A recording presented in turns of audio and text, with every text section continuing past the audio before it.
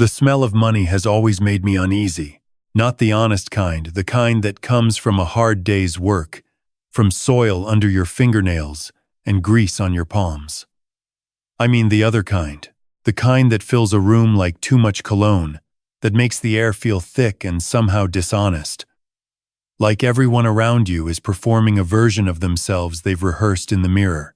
That was the smell in the private dining room at Harbour and Stone the night I met my son's fiancée's family for the first time. I'm Raymond Kowalski. I turned 63 last April, and I've spent the better part of 4 decades fixing boats.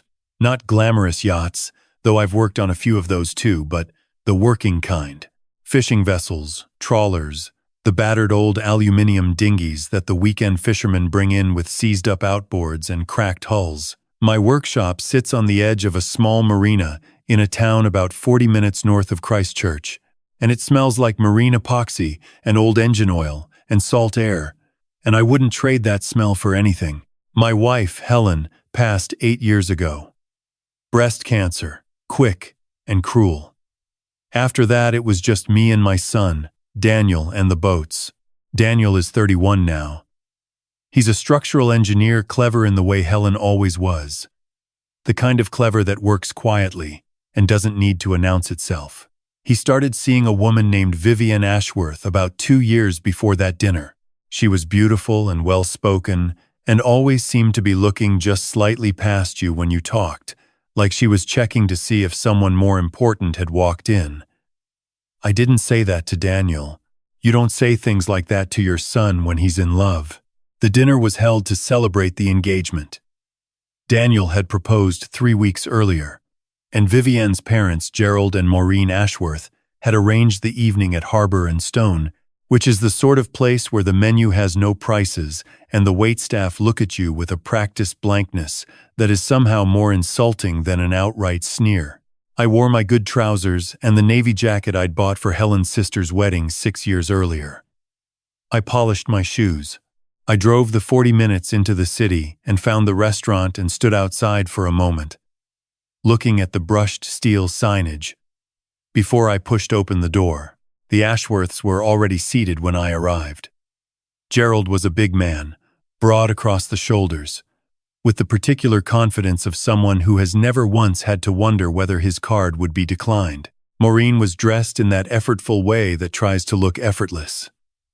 Vivienne sat beside Daniel, her hand on his arm, and she smiled at me when I came in, but the smile stopped well short of her eyes.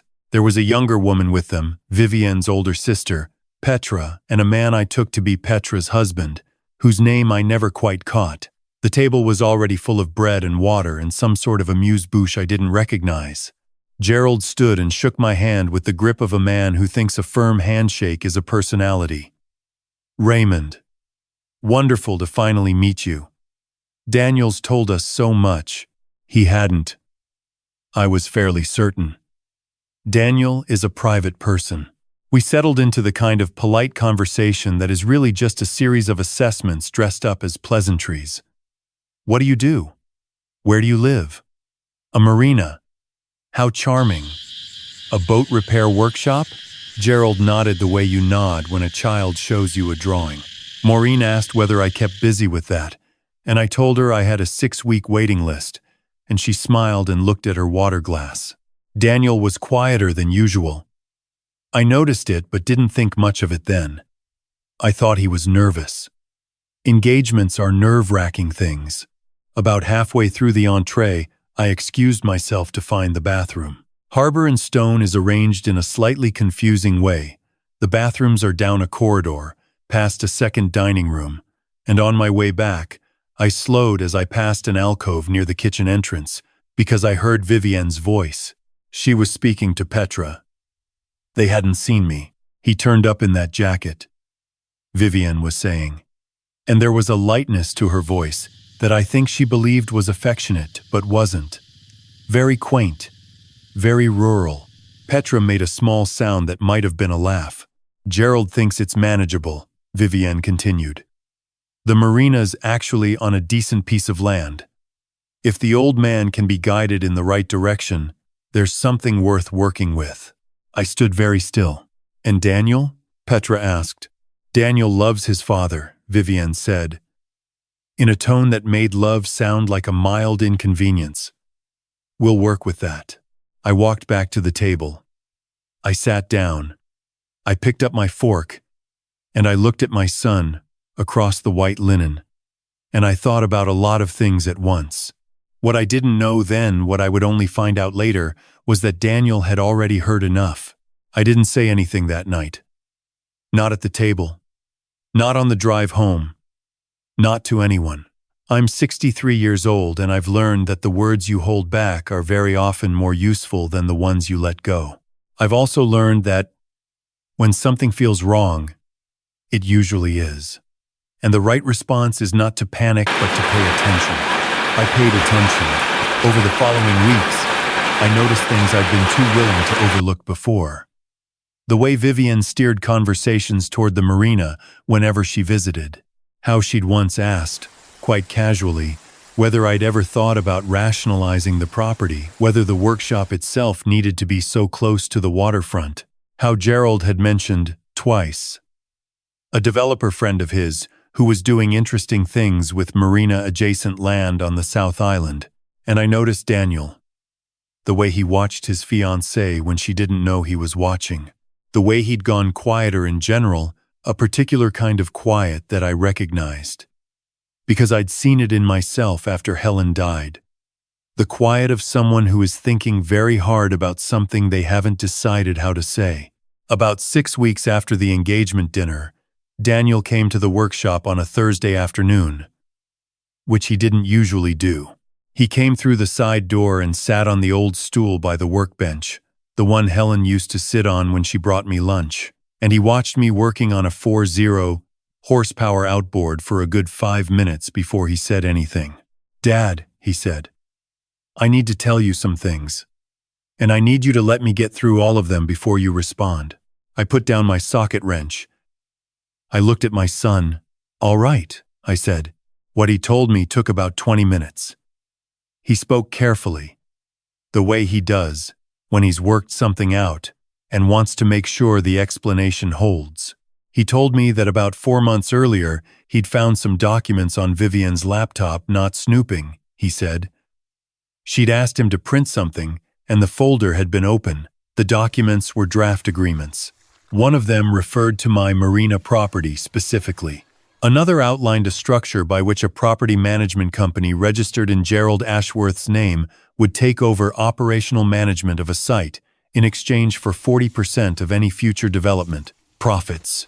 He told me he'd said nothing to Vivienne. He told me he'd spoken to a solicitor, a university friend, privately, who confirmed that the structure, if I signed, would have been binding and extremely difficult to reverse.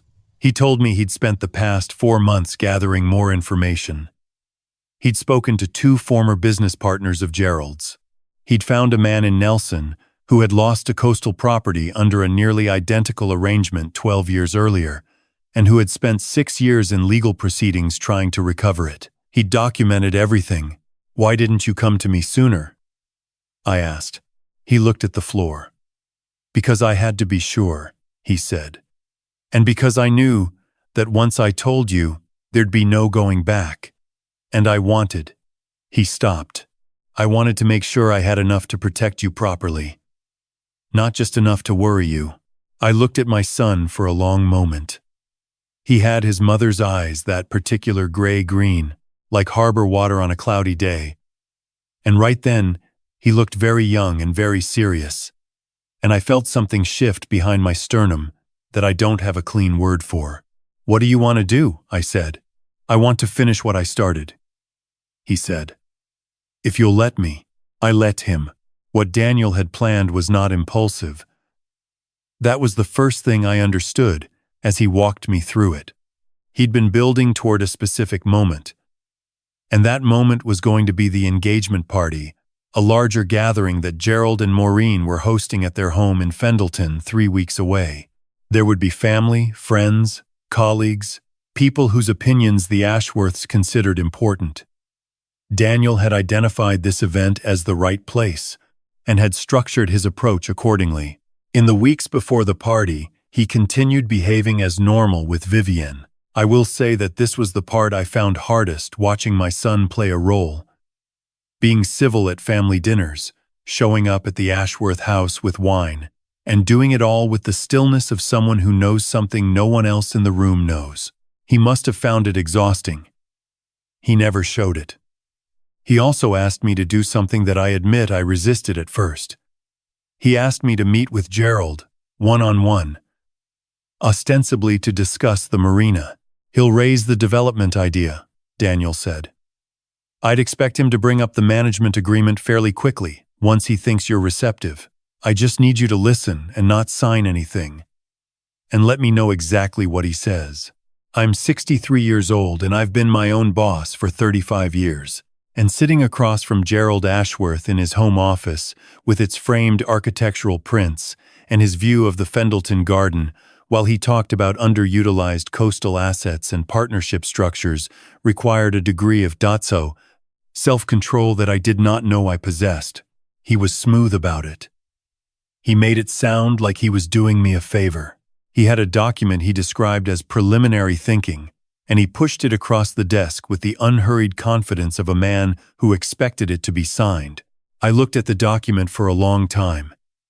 Then I looked at Gerald. I'd want Daniel to look it over, I said. Gerald smiled. Of course. Of course. Get young Daniel to have a read. It's really very straightforward. I took the document. I photographed every page in the car outside. The engagement party was held on a Saturday evening in early November. The Ashworth house in Fendleton is a large double-story on a tree-lined street, the kind of house that signals money without shouting it.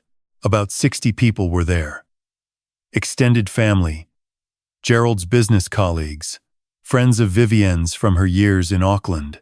There was a catering team, a small bar in the back garden, and a general atmosphere of comfortable celebration.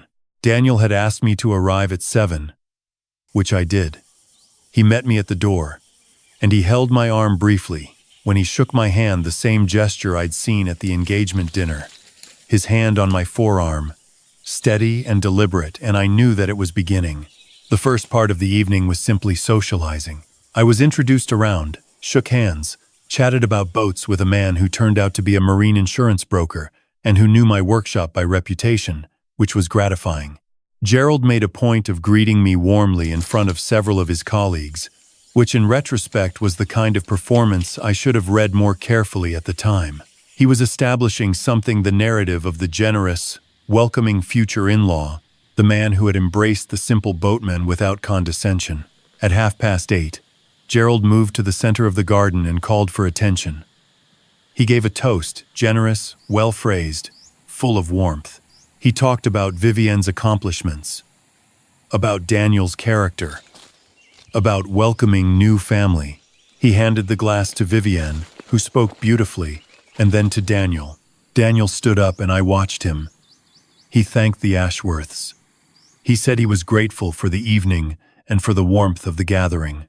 He said there was something important he wanted to share with everyone present, and that he hoped they would understand why he had chosen this moment. Then he nodded to his university friend Marcus, who was standing near the outdoor speakers with a laptop, and he said, "I've spent the last 4 months learning some things about the family I was about to marry into.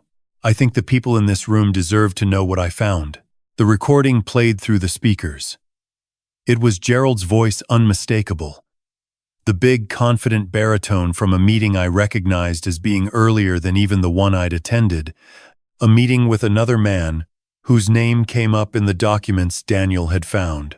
Gerald's voice, clear as anything, talking about the marina property. Talking about old Raymond, who wouldn't know a binding clause from a coastal easement. Talking about the Nelson situation as a model. Talking about the right moment to get the paperwork in front of him. The garden went very quiet. Daniel spoke for about 8 minutes. He was not angry, that was the thing that struck me most. He was precise. He laid out the documents, the structure, the precedent from Nelson, the testimony of the 2 former partners. He named dates. He named figures. He referred to the preliminary agreement that Gerald had placed in front of me 12 days earlier, and he held up the pages, and he said that his father had not signed it and would not be signing anything. He looked at Vivienne at the end. And I cannot tell you exactly what passed between them in that moment, because I don't think it belongs to me. But he said, quietly enough that people near the back had to lean in, "I'm sorry. I did love you. I think somewhere underneath all of this, there might have been something real. But I can't build a life on a foundation of fraud." He walked to where I was standing and stood beside me. Gerald tried to speak. He started a sentence about misunderstandings, about taken out of context recordings, about the complexity of business arrangements. Nobody was listening the way he needed them to. You could see it in the room, the recalibration happening in real time, the glances between people who had known Gerald for years and were doing the maths on what they'd seen and heard. Maureen had gone to Vivienne. Petra's husband was looking at his shoes. Marcus was quietly closing his laptop. One of Gerald's colleagues, a man I later learned was a prominent local solicitor, walked up to Gerald, said something in a low voice, and then left the party. He left alone. The other matter, the Nelson case, had already been referred to the relevant authorities by the time the party happened. Daniel had filed the documentation 3 weeks earlier, on the advice of his solicitor friend. The formal processes moved at their own pace, as they do. But they moved. I drove home alone that night. North along the motorway, through the flat Canterbury darkness, with the windows down and the smell of salt coming off the estuary as I crossed the bridge near the marina. I pulled into my yard and sat in the car for a while.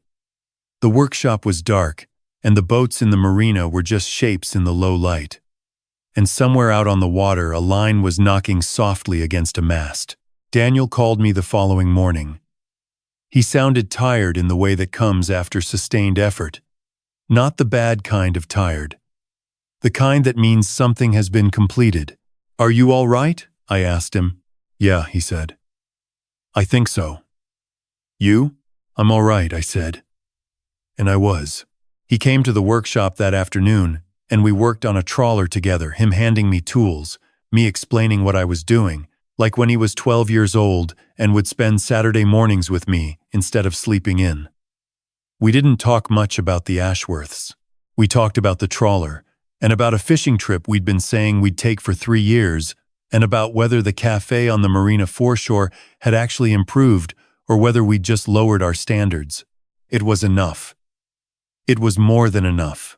Gerald Ashworth was the subject of a formal investigation that concluded 14 months after the engagement party.